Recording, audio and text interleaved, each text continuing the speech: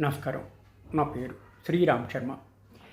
మధ్యప్రదేశ్ ప్రభుత్వము 6 స్త్రీ న్యాయమూర్తులని, subordinate court న్యాయమూర్తులని ఉద్యోగం నుంచి తొలగించింది. అంటే లేడీ జడ్జెస్ని ఎంక్వైరీ చేసి మధ్యప్రదేశ్ హైకోర్టులోని ఫుల్ కోర్టు దీన్ని సమర్థిస్తూ 6 లేడీ జడ్జెస్ని తొలగించింది. వాళ్ళు సక్రమంగా తమ డ్యూటీలు నిర్వర్తించలేదని. ఇట్లా తొలగించడం తప్పు పట్టిన గౌరవ supreme court 2 జడ్జిల ధర్మాసనము justice BV Nagaratna, justice Sanjay కరోల్తో కూడిన డివిజన్ బెంచి సోమోటివ్గా రిట్గా స్వీకరించి నోటీసులు జారీ చేయడం జరిగింది.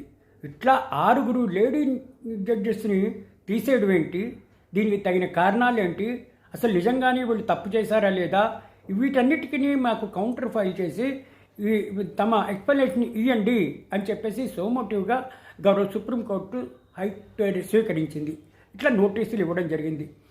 ఫస్ట్ టైం ఇట్లా 6 లేడీ జడ్జెస్ని తొలగించడం అన్నది ఈ న్యాయ చరిత్రలోని ఒక ఫస్ట్గా టైమే అని తెలుస్తోంది.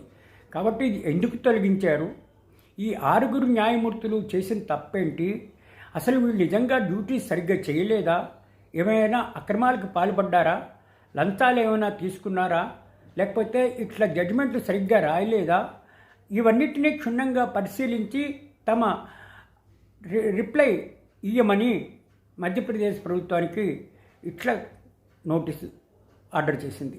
కాబట్టి మనం చూడాలి, నిజంగా ఈ 6 జడ్జెస్ని లేడీ జడ్జెస్ని తీసేయడం సబబేనా, నిజంగా వాళ్ళు తప్పు చేశారా, అసలు ఎందుకు వాళ్ళని తీసేయాల్సి వచ్చింది, ఇవన్నీ కూడా అతి త్వరలో కౌంటర్ ద్వారా తర్వాత ఇట్లా సుప్రీంకోర్టు ఏం చేస్తుందో వేచి చూడాలి. Thank you.